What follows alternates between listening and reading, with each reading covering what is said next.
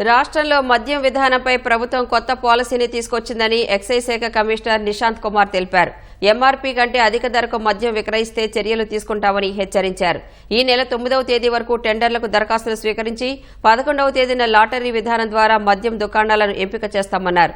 2% వచ్చే ల్యాండెస్ సెస్తో de addiction కేంద్రాలకు ఖర్చు చేస్తామని చెబుతున్న నిశాంత్ కుమార్తో మా ప్రతినిధి జయప్రకాష్ ముఖాముఖి. రాష్ట్ర వ్యాప్తంగా నూతన మద్యం పాలసీ మొదలైంది. ఆన్లైన్లో దరఖాస్తులు ప్రారంభమవుతున్నాయి. ప్రజలందరికీ నాణ్యమైన అదేవిధంగా తక్కువ ధరకే అందించేందుకు కొన్ని చర్యలు చేపట్టడంతో పాటుగా డీ అడిక్షన్ సెంటర్లకు యాంటీ నార్కోటిక్ సంబంధించిన వర్క్ కు కొంత నగదును కూడా ఇందులో నుంచే కేటాయించబోతుంది. దానికి సంబంధించి పూర్తి వివరాలు తెలిపేందుకు మనతోటి ఎక్సైజ్ కమిషనర్ నిశాంత్ కుమార్ ఉన్నారు. వారిని అడిగి పూర్తి వివరాలు తెలుసుకుందాం. చెప్పండి సార్, నూతన మద్యం పాలసీ అసలు ఏ విధంగా ఉంది? నూతన మద్యం పాలసీని గవర్నమెంట్ జియో ఇష్యూ చేసి విడుదల చేసింది. దీని మీద గవర్నమెంట్ ఒక సుదీర్ఘకాలం చర్చ నడిపించి అన్ని స్టేక్ హోల్డర్స్ నుంచి ఫీడ్బ్యాక్ కూడా తీసుకోవడం జరిగింది. ఒక కేబినెట్ సబ్ కమిటీ ఏర్పాటు చేసి ప్రభుత్వం ఒక రిపోర్ట్ కోరింది. కేబినెట్ సబ్ కమిటీ వాళ్ళ రిపోర్ట్ లో రకరకాల అంశాలని పరిశీలించి డిఫరెంట్ స్టేక్ హోల్డర్స్ తో డిస్కషన్ చేసి స్టేక్ హోల్డర్స్ నుంచి వచ్చిన ఫీడ్బ్యాక్ మీద మళ్ళీ చర్చించి తర్వాత మన ఎక్సైజ్ డిపార్ట్మెంట్ ద్వారా 6 రాష్ట్రాలకి బృందాలని పంపడం జరిగింది. కేబినెట్ సబ్ కమిటీ కొన్ని రికమెండేషన్స్ ప్రభుత్వంకి సమర్పించింది. అన్ని రికమెండేషన్స్ ని పరిశీలించిన తర్వాత ఫైనల్ గా government has accorded approval for the new cabinet policy. వచ్చిన మనకి అప్రూవల్ ప్రకారం ప్రైవేట్ రిటైలింగ్ మోడల్ ని సెలెక్ట్ చేయడం జరిగింది. ప్రైవేట్ షాప్స్ ఉంటాయి. దీని ద్వారా కన్స్యూమర్ సాటిస్ఫాక్షన్ ఉంటుంది, ప్రభుత్వంకి వచ్చే రెవెన్యూ కూడా పెరుగుతుంది. అండ్ అన్ని రకాల బ్రాండ్లు కస్టమర్స్ కి నచ్చే బ్రాండ్స్ ప్రైవేట్ షాప్స్ వాళ్ళు అందుబాటులో ఉంచుతారు. సో కొన్ని ఉద్దేశాలతో ఈ ప్రైవేట్ షాప్ పాలసీని ప్రభుత్వం ఆమోదం ఇచ్చింది.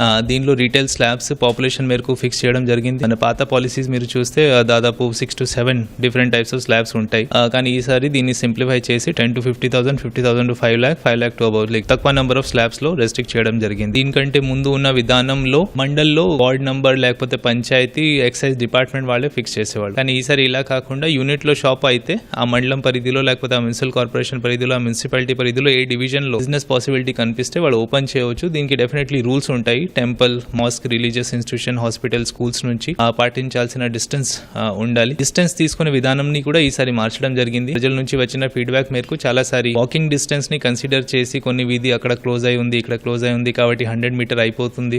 సో ఎక్కడైనా పబ్లిక్ కి ఇన్కన్వీనియన్స్ కలిగే విధంగా షాప్స్ ఎస్టాబ్లిష్మెంట్ జరగకూడదు అని అది ముఖ్యంగా ఈ పాలసీలో ఒక కేర్ తీసుకోవడం జరిగింది. క్వాలిటీ మీద ప్రత్యేకమైన దీనిలో చర్చ జరిపించడం జరిగింది. కస్టమర్స్ కి, కన్స్యూమర్స్ కి, పబ్లిక్ కి అన్ని టైప్స్ ఆఫ్ చాయిస్ ఉండాలి. All types of brands should be available. Multinational companies brands etcetera should be available. దీనికి కూడా పాలసీలో ఫండ్స్ పెట్టడం జరిగింది. అండ్ అదే కాకుండా ప్రత్యేకమైన D addiction, rehabilitation and narcotics control కి ఒక సెస్ పాలసీలో తీసుకురావడం జరుగుతా ఉంది. 2% ఆన్ ల్యాండెడ్ కాస్ట్ ఆ సెస్ ఉంటుంది. దాదాపు దీన్ని రఫ్ క్యాల్కులేషన్ ప్రకారం ఇప్పుడు నా సేల్స్ ఫిగర్స్ ప్రకారం అది ఆల్మోస్ట్ ఒక 100 crore వస్తుంది. ప్రస్తుతానికి హెల్త్ డిపార్ట్మెంట్ కేటాయిస్తున్న డీ అడిక్షన్ రిహాబిలిటేషన్ సెంటర్ కి ఏదైనా ఉంటుందో దీనికి ఓవర్ అండ్ అబౌవ్ ఉంటుంది. So in addition to health department budget, social welfare department budget దాదాపు ఒక 100 crore rupees ఎక్సైజ్ డిపార్ట్మెంట్ ద్వారా de addiction, rehabilitation and narcotics control కి కమిట్ చేయడం, ఈ పాలసీ ద్వారా కమిట్ చేయడం జరుగుతుంది. మొత్తం రాష్ట్ర వ్యాప్తంగా ఎన్ని మద్యం దుకాణాలకి మీరు నోటిఫికేషన్ ఇచ్చారు? ఏ స్లాబులు, దేని ప్రకారంగా మీరు స్లాబులకి ఎంతెంత ఫీజుని కేటాయించారు? 3,396 షాప్స్ కి నోటిఫికేషన్ విడుదల చేయడం జరిగింది. ఇవి 4 స్లాబ్స్ లో ఉంటాయి. 50 lakhs, 55, 65 and 85 lakhs. Above 5 lakh population కి 85 lakhs స్లాబ్ ఉంచడం జరిగింది. నాన్ రిఫండబుల్ అప్లికేషన్ ఫీజు దీనికి 2 lakhs ఉంటుంది. గీతా కులాల్ కి ఈసీ వెల్ఫేర్ డిపార్ట్మెంట్ తో కన్సల్ట్ అయి 10% రిజర్వేషన్ ప్రభుత్వం ఇంట్రొడ్యూస్ చేసింది. 340 షాప్స్ అదనంగా గీతా కులాల్ కోసం రిజర్వ్ చేయడం జరుగుతుంది. దీనికి ఒక సెపరేట్ నోటిఫికేషన్ ఇవ్వడం జరుగుతుంది. అండ్ వాటికి లైసెన్స్ ఫీజు 50% ఉంటుంది.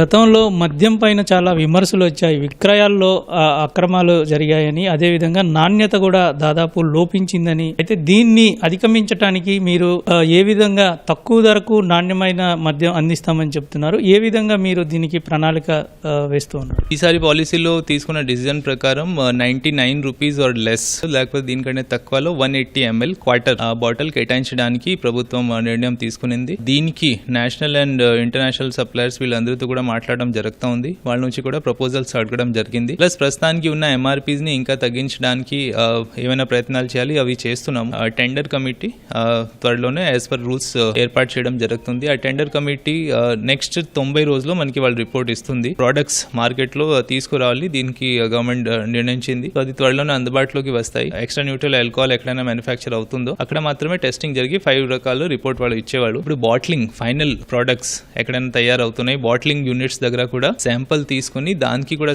టెస్టింగ్ చేసి 6 types of test bureau of Indian standards ప్రకారం కండక్ట్ చేసి FSSAI norms, food safety and standards authority of India norms ప్రకారం కూడా టెస్టింగ్ చేసి ఆ రిపోర్ట్ వచ్చిన తర్వాతనే వీటన్నిటికీ డిఫరెంట్ టైప్స్ స్టార్ట్ చేయడం జరిగింది. ప్రజలకి చేతితో వెళ్లే ముందు ఇంక 3-4 టైమ్స్ మన టెస్టింగ్ అయిపోవాలి. దీనికి ప్రిపేర్డ్ రూల్స్. గడువు ముగిసేది ఎప్పుడు?